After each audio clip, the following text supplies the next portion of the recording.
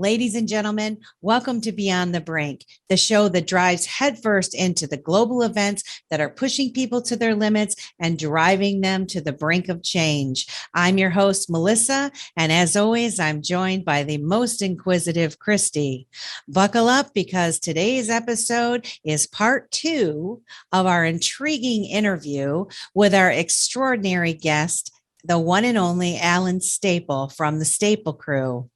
Now, before we dive into conversation, if you're joining us on YouTube or Rumble, would you please show us some support with giving us a thumbs up or a thunderous rumble? And for all you radio listeners out there, never fear, you can catch all of our previous episodes by going to our website at vitabroadcastnetwork.com, or you can catch us on any of your favorite podcast platforms by searching our handle at Vita Broadcast. That's at Vita Broadcast. So we're pumped to show you part 2 of the fantastic conversation we had with Allan Staple. If you weren't able to catch part 1, we'll put a link in the bottom of the description below. And for those of you who aren't aware who Allan Staple is, he's not just a social media influencer. He's a force of nature, and he's shared a lot of his experiences with his son on the Staple Crew show, the sensational Brent Staple. Let me tell you, Allan's life has been one wild ride. Picture this. He's been a yacht captain, a ski instructor, a fly fishing guide, an investor, and even a farmer. This guy has done it all and then some. But then that's not all. He's also got a burning passion for all things cryptocurrency, and he's more than happy to share his insights and insider information with the masses. When you listen to Allan, you'll quickly discover that his message is all about hope. He's a firm believer in the power of critical thinking that's going to help guide us through all these turbulent times. And trust me when I say his words will light a fire within you and leave you feeling invigorated and ready to tackle whatever challenges come your way. So without further ado, we present you with part 2, a conversation with Allan Staple. If you don't mind, with all of your banking interactions, your experience, what brought you into the crypto space, and how does your banking relationships, the people that you know, feel about cryptocurrency and Bitcoin in particular? And I want to say, and I want to emphasize on the Bitcoin part of it, because there's this Air Force Major Jason Lowry. Yes. From the Space Force. Haven't quite figured him out. It seems like he's allowed to do an awful lot of talking. And I think that there's a reason for that, but I just kind of want to leave it there and get your insights and all of that. Well, I mean, how long a show do we have here? Holy smokes. But we're going to have a back-to-back show. We're going to have a back on. By the way, I'm having so much fun here, and I love interviews. So we can do as many of these as you guys need to do. Terrific. My background, basically, I'll just go over it. I wanted to be a stockbroker when I was a young man. Okay. I took my Series 7 when I was 25. That's what was going to be my career. And then that bad Friday and Monday on 1987 occurred, and a little accident my son and I were into when he was just a baby. And I thought, well, okay, I don't care about money that much. I'm going to go back to the mountains, and became basically a ski instructor and a fly fishing guide. So that the fishing's kind of going how I got into boating, but anyway, that's a different story. So I've always followed finance, and I've always followed the economics of how it all works. And I knew what bonds were when I was 25 years old, and I can talk bonds for hours and turn people's face blue. But when you work with people who are the kind of people that I've met, and you can speak the language of the way their accountant speaks to them, they look at you like, how do you know all that? And it's really been a passion of mine. Mhm. So really, I stumbled across crypto early 2000, late 16, I believe it was. I really Okay. started following what it was. But early 17, my brother called me and he said, Dal, you know more about money than anybody I know. What's going on with Bitcoin? And I, right straight out of my back end, told him, oh, it's a scam and it's a Pokemon coin and don't even go near it. Whatever you do, run. And I got off the phone with him and I said to myself, you know, you're a liar. You just lied to the man. You don't know anything about Bitcoin. You gave financial advice to your best brother, only brother, and you don't know the first thing about it. And I spent basically the next 6 months throwing myself into it. And it wasn't until the first month I read the white paper and I literally said, I know I tell the story on my show all the time. I set the paper down. I looked back and my accountant was the guy that printed it for me. And I read it and I went, that's quite possibly the most brilliant piece of paper I've ever read, ever. And then I went, I'm gonna go through Where it do I again. buy it? Yeah, I'm gonna go through it again and figure out how we're gonna screw this thing up. Is that how I read it the second time? And since that date, I have not been able to figure out how Bitcoin's going to fail. Right. So Yeah. that's, for me, huge. That's for the first time in my life, I can say that something, although it is possible that it could be corrupted somehow, somewhere down the line, Sure. there's some very, very brilliant people, tech people, brilliant hackers who are now on the team of keeping it secure. Right. So that says a lot. That's how I got into crypto, through a lie, basically. And then as far as bankers go, they don't. That's in a whole nother story, but I met a Swiss banker a long time ago, and he became a very good friend of mine.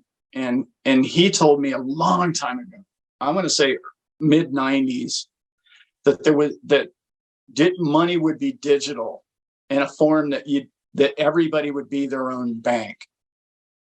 And he knew that way back when. And he always talked about it in that sense. Like, you're not going to need a bank anymore. It's like, you're going to have a bank. And, you know, Right. and he was a brilliant man. And it just resonated with time. But the bankers that I've spoke to don't know anything about it until here recently. And you have to understand how money works. My knowledge of how the people that I know work. The bankers and the billionaires will be the last people to buy it. Right. And the reason for that is fundamentally this: they don't have to buy it when it's cheap. That's right. I always laugh when people tell me all the time, "Oh, well, the whales are moving the market to get a cheaper price," and I laugh and I go, "The whales don't need it." It's hilarious to me. Like, if you're the kind of money that I'm talking about, you don't want to own half the Bitcoins. Like that. This is where, Michael Saylor's running into an issue. He doesn't want to own any more coins that he already has. And you say, well, why is that, Allan? Well, because he's making that market unliquid. Right. Like, the wealthy aren't going to get in that thing until it's so liquid that when they get out, it doesn't change the price. Right. Because otherwise they're a giant fish in this tiny little pond. And they're like, well, this pond is too small for me. And when people don't understand. I never thought about it like that, Allan. That really just gave me a eureka bulb. Like, just, wow, that makes sense. Yeah. And people don't think from the billionaire perspective at all, ever, never, ever. Right. And what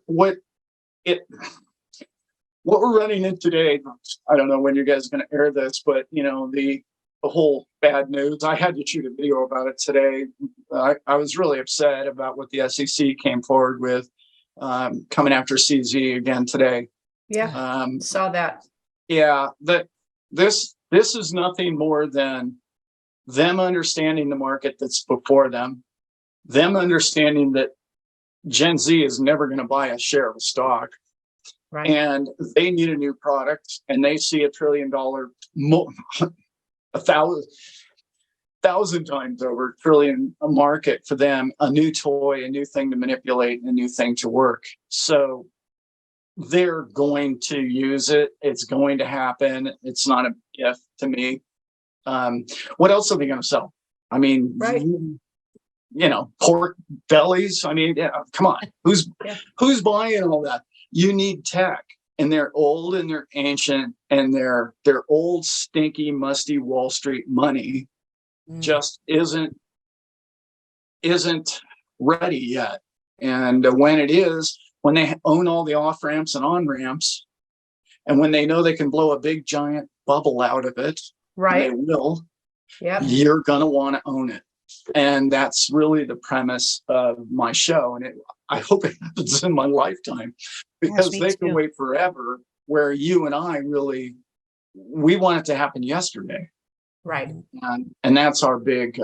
That really holds us all back, really, doesn't it? Yeah. Well, I saw one of your shows where you were talking about bubbles, and the whales create bubbles where they think bubbles need to be created. Yes. We had the stock market bubble, 87 in that area, and we had the real estate bubble in 2008. Mm-hmm. So now look at this bubble that we're going into. Yeah. Where's this bubble going to? And bubbles also, by the way, are a lot like war, in the sense that they can eliminate a lot of inflation really quickly. Yeah. And that's what they do. They just sort of drop it all back down to level ground again, and then they inflate it right back up again. And it's really that's where Bitcoin becomes a threat, doesn't it? It does. Just like gold. Gold's a threat, and look what they've done to that for how many years now. Yeah. Where do you think XRP fits into all of this? That's a loaded question in today's world. I'm more. I know the network works. I know it's a brilliant bit of software, and I know that we could really change a lot of people's lives if we were allowed to use it freely. And I know there's a lot of banks that are already signed on. Mm-hmm. I also know that if it's not the people that want it to succeed, that'll be the other team fighting against it, which I've talked about before. I'm doing a bit of a deep dive right now with Brent, my son, and I have thanks to Simon, by the way, is a friend of all of ours here. Love him. Simon sent me a document that I had not seen yet, and it's deep, but I'd seen other stuff like it, so I already kind of was there. And he sent it to me like, Allan, make heads or tails of this for me, could you please? Like he couldn't get past page 1, and I was like, oh no, this all makes sense. This is where Ripple is and what they're doing. The beauty of XRP, in my opinion, I'm just going to go quickly over this. Is needed. Our biggest issue in the global banking network and system is liquidity. Mm-hmm. They control the liquidity through the Fed, through central banking. Right. They have the purse strings. Okay. If you look back to the 1850s and all the way until they created the Fed, we had deflation. We had steady level money. And then they came along and inflated these roller coasters and deflated it. So we got all paranoid so that we needed them to control this for us. Well, since then, what they've done is created nothing but a constant bubble of inflation that we've never really needed. Okay. The liquidity is the issue. They turn the tap on and they shut the tap off. If we have constant, steady liquidity that is produced with a smart contract connected, this means that a person in Zimbabwe can be a goat herder and he can have instant loans like now. Okay. Right. Because he doesn't have to go through a bank. He doesn't have to give his blood type. He doesn't have to, go through all the hoops and then maybe get a loan or maybe not get a loan. The loans would be generated through this instant liquidity that would be free to use for everyone. You abuse it, you abuse a smart contract, you don't get your money. Right. It's real simple. And our system is based, funny I say this, my wife's an attorney, but our system is based on law and global bankers. Right. And that's never in your favor. No. Ever. And if you look back, I believe it was the 17 or 1800s where politicians were not allowed to be lawyers. And there was a very good reason for that, because eventually they would talk us or law our way out of our billfolds, essentially. Yep.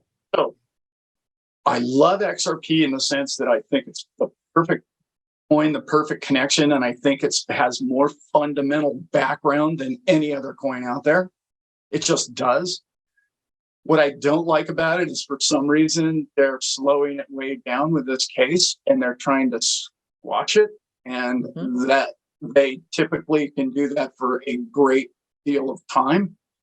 And I know I'm not going to be popular with the XRP army, but I really don't think they're going to win the case right away.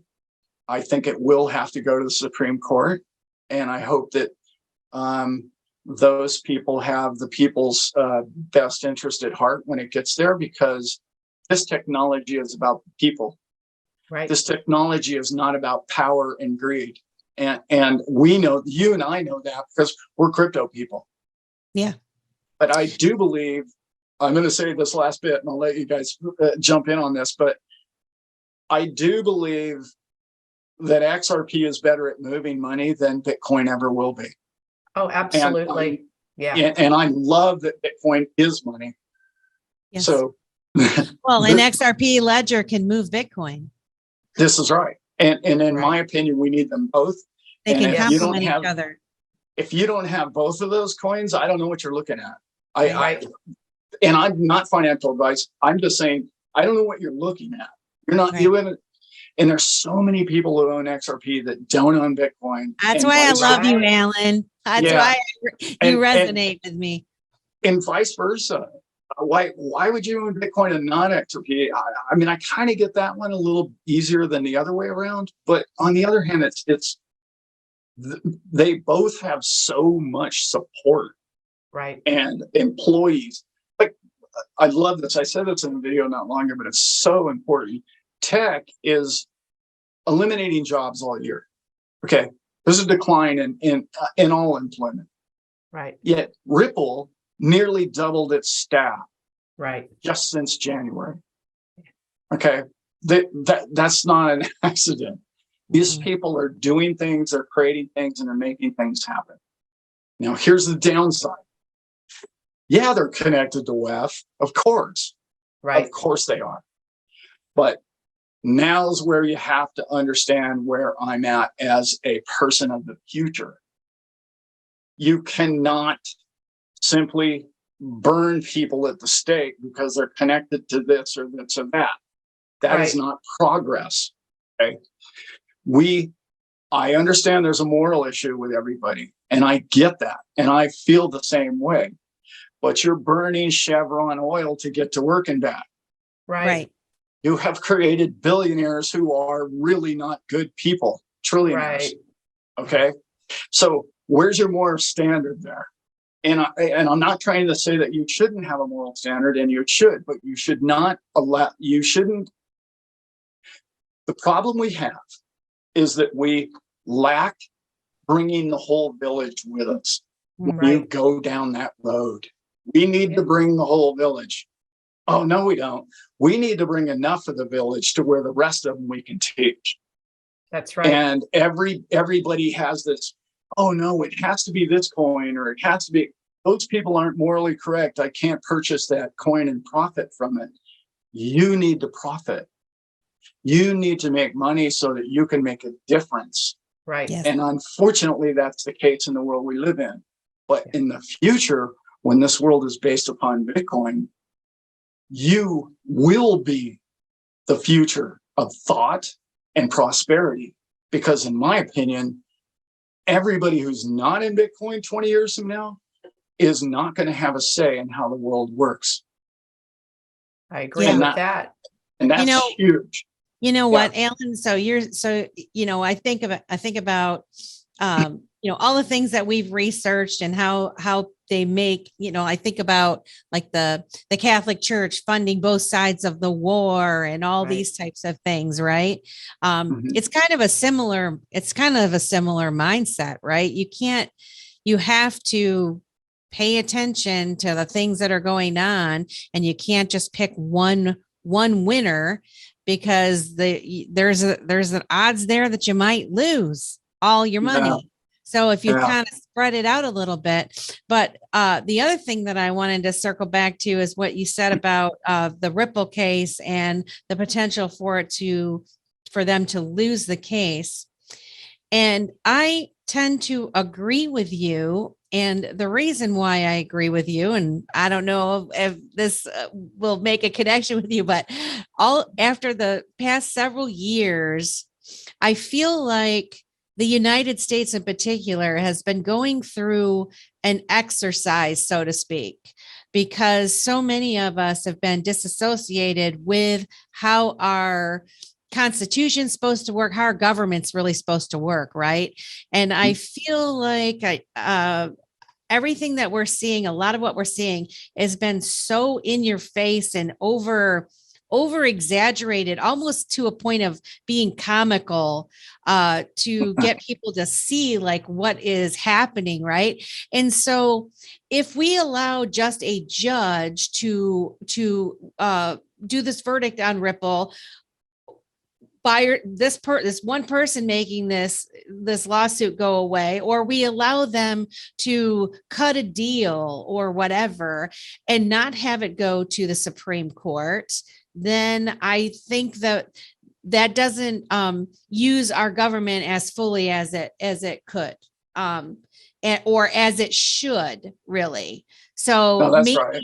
Maybe, Yeah. I mean, I don't know. I'm not the smartest tool in the shed, right? I'm observing these things and I'm thinking, I really believe that they're trying to get people to understand what's happening and how to use our government properly, but I could be wrong. Well, no, I don't think I think you're spot on, actually, because it's sort of like I said earlier. When's the last time they did anything that worked for the people? That's kind of how I look at it. It's like they like to make a lot of decisions, in particular in the last couple of years. And I don't know that any one of those decisions they've made in the last 2 years has been a good one. Not one. I can even point a finger. So well, look at all the regulatory reforms. These are not done through our legislature. And we have this other system of government based under uniform commercial codes that is an overlay of how we're supposed to be running as a constitutional republic. And I think we're like what you're saying, Melissa, and what you said, Alan, is that we have to get to the Supreme Court. That is going to be the final decision. Yeah. That's where it's got to be. And I think that's where we still have some common sense minds there. I have another question, Alan. So you know how Gary Gensler is in charge of the SEC, right? And he's stalling, he's doing all this weird stuff. Yeah. It seems as though they're trying to force Congress or, to implement these policies, create these policies, right? Do their job. He's refusing to do. I think that's by design. I think that's intentional. I don't know why Gary Gensler is in there. I mean, when you first got appointed to the SEC, all us Bitcoiners were like, yeah, Gary Gensler, he taught at MIT. Blah, blah, blah. We all watched his videos. And then even some of the XRP people were like, yeah, Gary's in there. He's going to fight in the crypto space. And they completely did a 180.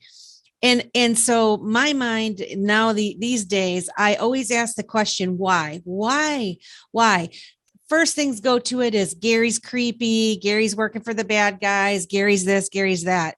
I feed into that a little bit because I do kind of think he's a scumbag, but sorry, Yeah. Gary, I don't know. But on the other hand, I think, could it be that this man is so well connected and maybe he's playing a part or being forced to play a part? I don't know, but making them do their job like they're supposed to do, that why they've been elected supposedly to do these jobs. And we should not want an unelected official to make these decisions and these laws for the future of our monetary system. I mean, this is our life in the future. I totally agree.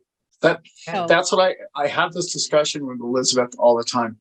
We're going through this case, all right, and she's educated me so much on law. You know, you're married to an attorney for 18 years. You think I know a little bit about law, kind of rubs off. Love it. Right. Well, we've been through some big cases together, you know, and then she'll say 2 or 3 sentences, and I'll be like, oh, I wish I didn't hear that. You know, it's like, I didn't want to hear that, but I did. I heard it loud and clear. The law is on their side. Yes. And the law has been created to empower government. It's just designed that way. Yeah. And all this power has been given to this judge. And I use this analogy all the time, and it's sometimes people like it and sometimes people don't. I just think it's so absurd that we ask the Supreme Court to rule on something as like abortion, when if their mom and dad had had an abortion, they wouldn't be alive to even make the decision. Right. It's like, Can I get an amen? well, that analogy is, it's so absurd. It's like, you're just a person. Like you're Gary Gensler, and you think you know everything about crypto, but why is it that you know so much about crypto, but you can't find a single use case for it in our future to better all of our lives? How is it you know anything about this? Yeah, because we can all see its pluses, like, but yet you can. You only see the banker side of things. And for me, a judge, to try and educate a judge on what crypto is, come on, just absurd. It's like unless they're married to Allan Staple. Even then, I would. Well, maybe then, but like Elizabeth's really done a 180. I'm so excited to have her on board. You guys have no idea. She has one of these minds, right? That like nothing really bothers her. Yeah, goes through her life. And it's like she could care less about crypto. Always listen to me, well, for periods of time. And then this case comes along and I hit her with a couple of little things. She goes, wow, this is a deep case. This is serious. And then once she got a hold of it like she reads it for hours and hours, and she gets to the bottom of it.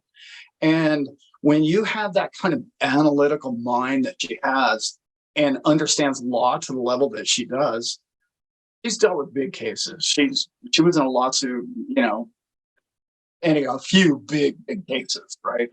So this, in some ways, would be a larger case. So I'm not trying to compare with John Beaton at all. I'm not trying to say that. But what I am trying to say is that there's a lot of people who are following this case that think this is over and we're going to win tomorrow.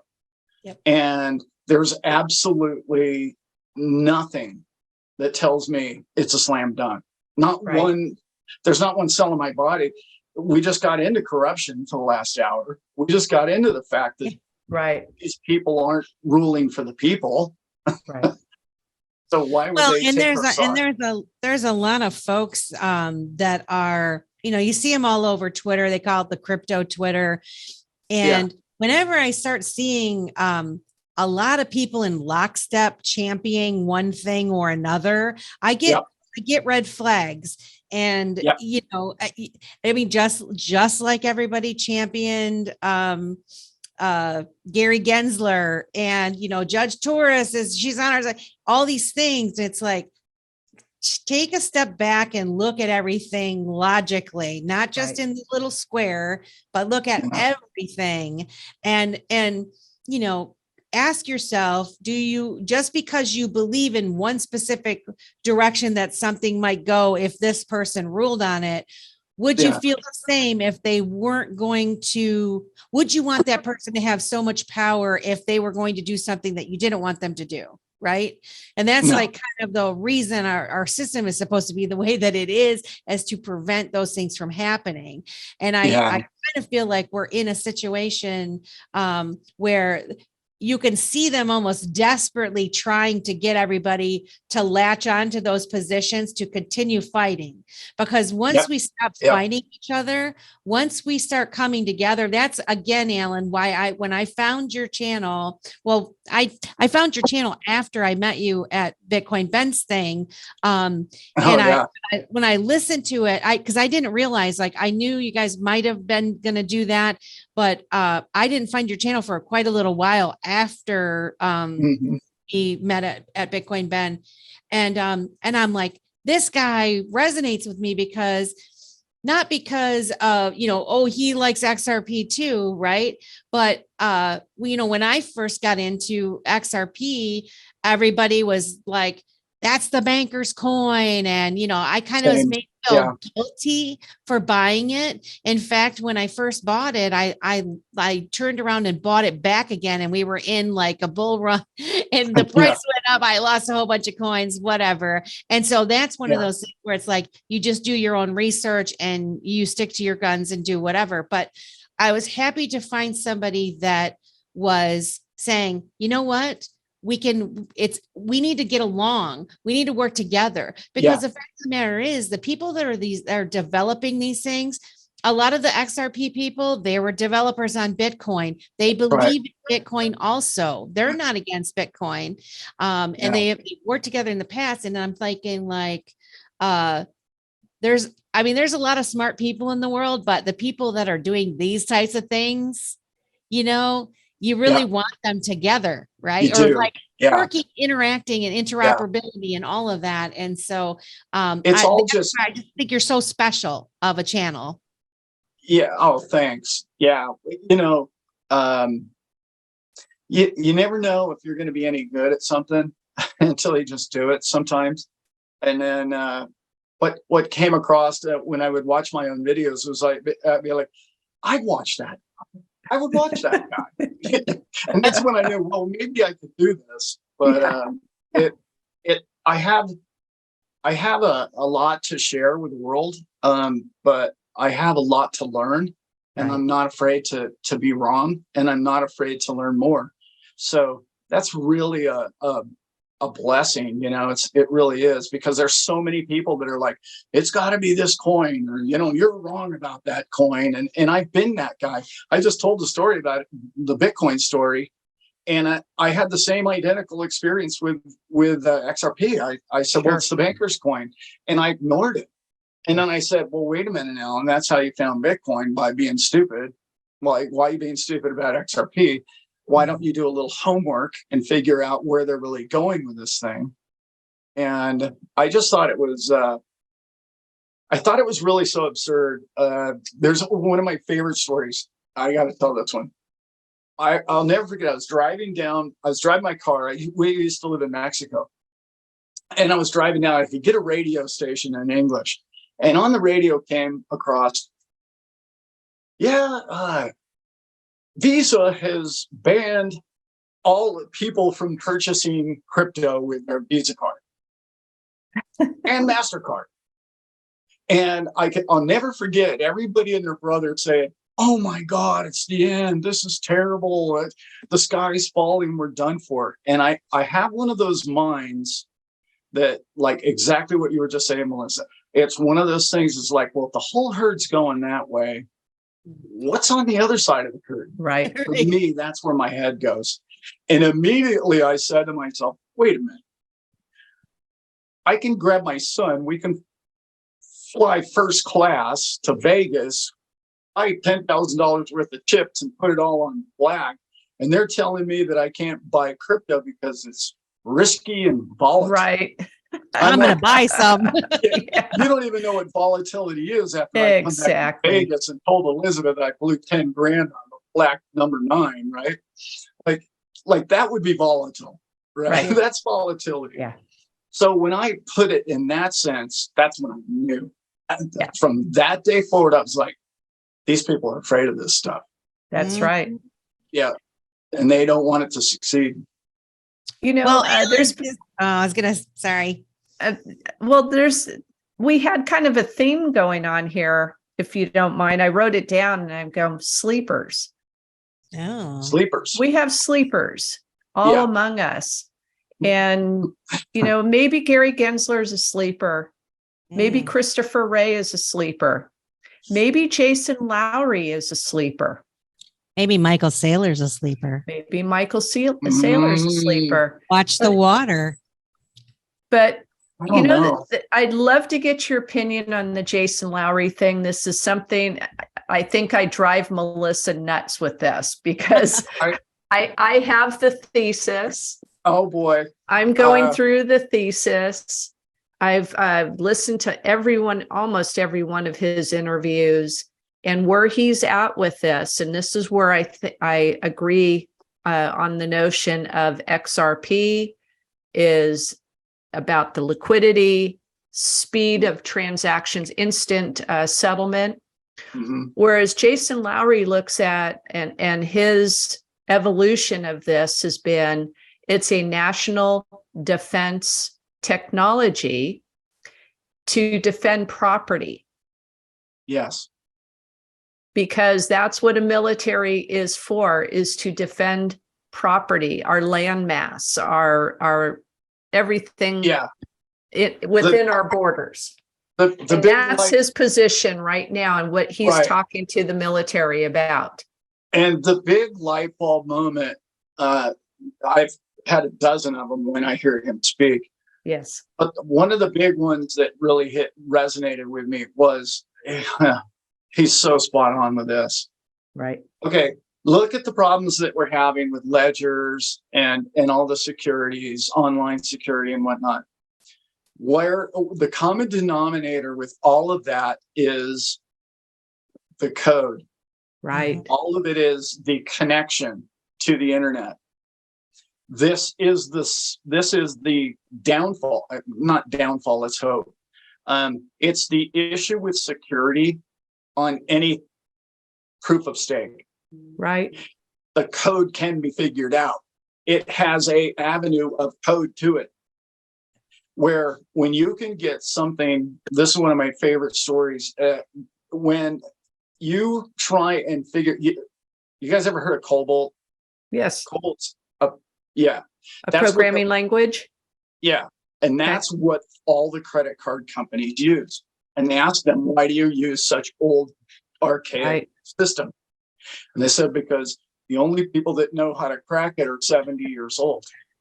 Or they're dead already. Or they're dead. Right. Another reason why the system's dying. Yeah. But when you try and create new security walls and new forms or ways to secure something, you're using more code and more code and more code, which is the downfall or the hole in the dam. Right. What he's talking about, what hit me was, well, that's the beauty of Bitcoin, is because it's mechanical. Right. Right.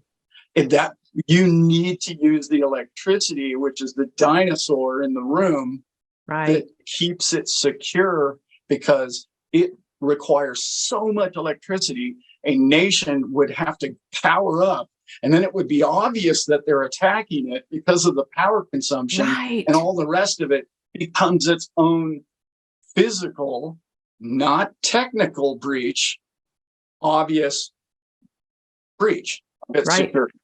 And that when he said it like that, I was like, holy smokes, because that is our problem with all the security that we use now. It's all just connected to the net, and the net is honorable.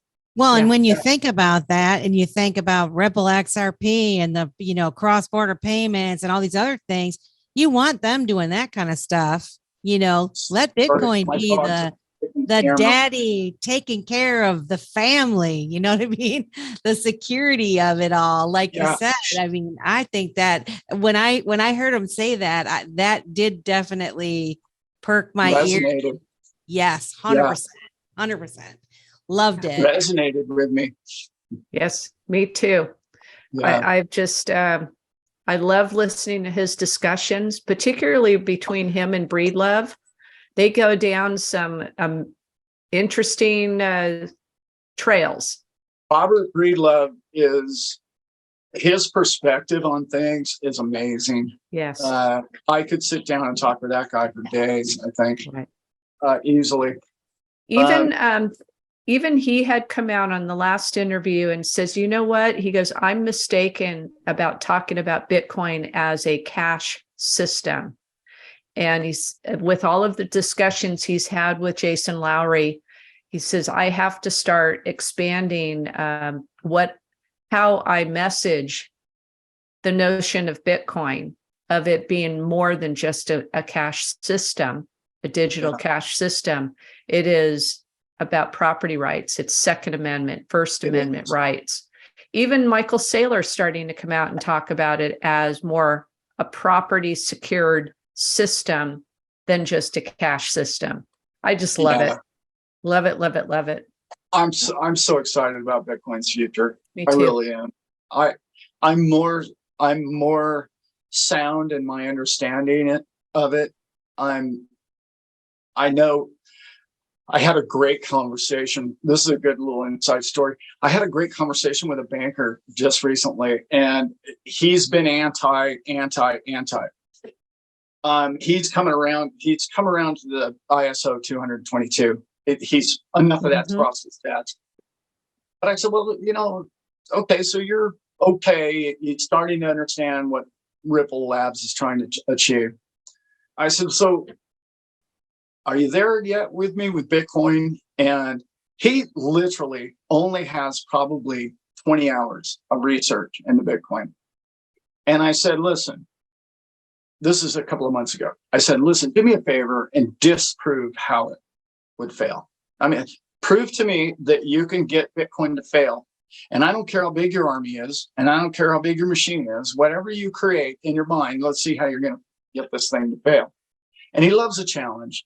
And he came to me and he said, I think if we could get the whole world to shut electricity off for a year. And I said, well, if we had a cloud around the world, because I'm off grid and I run a node, so that wouldn't work. Right. You would have to shut my solar off. You would have to shut everything off. Yeah. So that, when he finally captured that, and he said, wow, well, then they'll just ban it legally. And I said, that's their only hope. Right. I mean, it truly is their only hope. And it's sort of like trying to ban water, really, or like the ones I like to use is, yeah, that didn't work out with teenage sex too well, did it? I mean, yeah. Didn't work out too well in China either, as far as Bitcoin's concerned. No. And marijuana use, yeah. Oh, yeah. Just say no. Yeah. Yeah, they do all kinds of laws, don't they? Right. They do. Yeah. They're trying to protect us, though. It Remember never that succeeds. always. Yeah. We need their protection. Yeah, that's right. Well, those that believe that they're protecting them will believe that they can control Bitcoin. Absolutely. Exactly. Yeah. It's too secure. It's too big. Too many nodes. All around the world. Minds.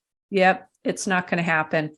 I went to the XRP convention and I was sitting back and I was talking with this lady, just the sweetest lady, Teresa from Chicago. And she and I just talking and we're looking across the room and she goes, I can't say that I've ever been in a room with more intelligent people in my whole life. And I looked at her and I said, there are some brilliant minds in this room. And I said, when the smartest people in the room are doing what you're doing something right. Right. And that's what I love about crypto. Yeah. There's Same here. no scam artists. They're not welcome and they don't last. Sam Bankman, they just don't last. Yeah. No. Well, I think there's a whole other story about Sam Oh Bankman my gosh, for you too. yes. That's a different show. We will. Yeah. We are so That's- glad. We got a couple minutes left here, and thank you for coming and being a guest on Beyond the Brink.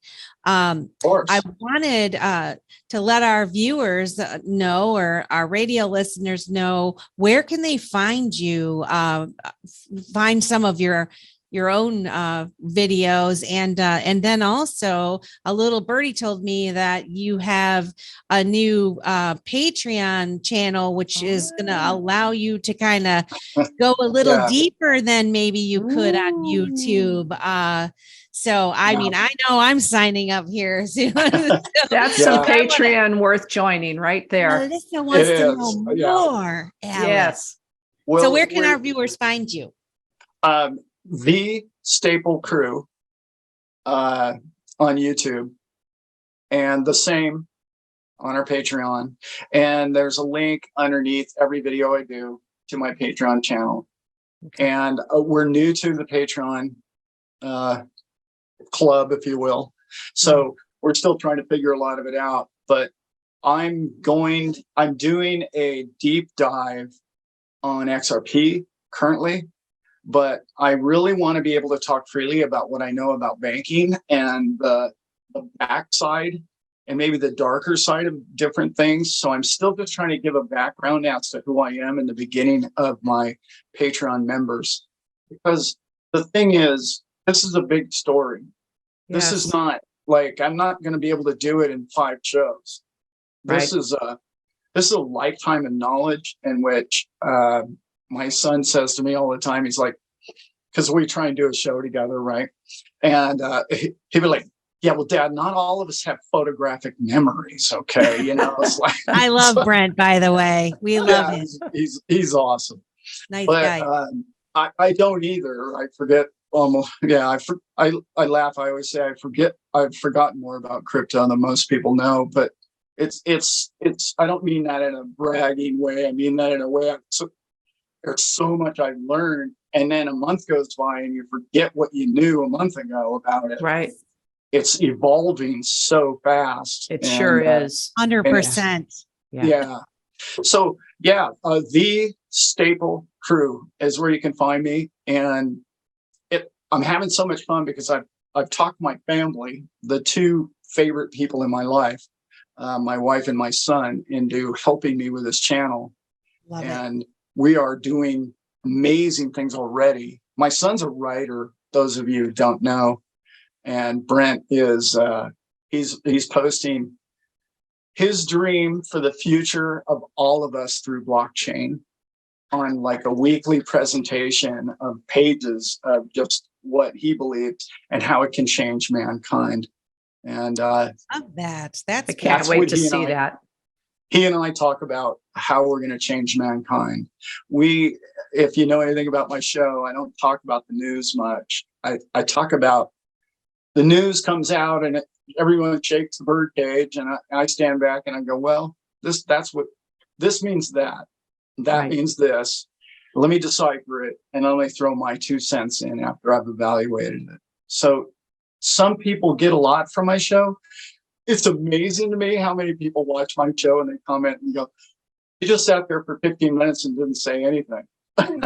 So I don't know. You just never know who's going to get what. It's funny. Well, they sat for 15 minutes and they weren't listening, I guess. Yeah. Right. They keep coming back for more, Alan. That's right. Yeah. Yeah, that's right. You're known as the boat dude amongst some of my friends. The boat dude. Yeah, I've been called worse. Yeah. Oh, they mean it in a loving way, actually. They really do. It's they love you. So we're thankful that you came. Yes. Yeah, thank you. I'm going to talk about my show one more moment. You bet. Care about people. And that's what you're going to get from my show. Yes. And I care about where we're going. I don't care if it's about crypto. I don't care if it's about money. I don't care if it's about spirituality. I care about you and what your future is going to be like. And that's what's most important. And when I've followed YouTube for a decade now, and I thought that's what was lacking. And what everybody told me was, well, that's who you are, Allan. Why don't you just get your own damn channel then? Yeah. So that's kind of how my channel came to be. So it's still growing, which is, I'm so fortunate. Well, I like what you said earlier about you're still learning and still sharing. And that was a message I grew up with my dad used to always say, especially towards his latter years, is about learning and teaching and learning. And you do that till you leave this dimension that we're in right now. That's till right. you go to other places. Yeah. Like that. I would have liked to have met your dad. He sounds like he was a nice man. He had quite a following. Yes, he was a great guy. Yeah. It's good stuff. Yeah. So it is. I'm available.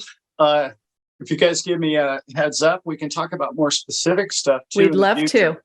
Yeah.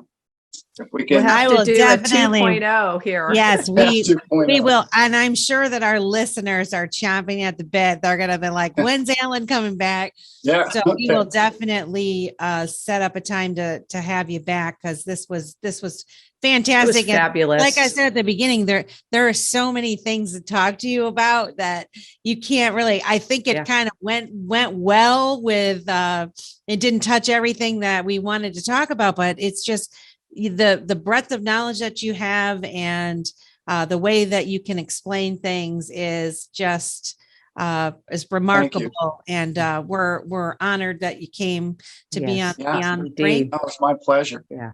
And absolutely. For those of you listening on the radio, you can go to our website at vitabroadcastnetwork.com and check out our YouTube channel at Vita Broadcast. You can catch this entire interview. You can visualize it. So, or if you guys just want to listen on the radio, you can go to vitabroadcastnetwork.com and hit listen now. Yes. And for that, we thank you. We will see you all next time on Beyond the Brink, and have a great day. Yeah. Thanks, Allan. You're welcome. It was my pleasure.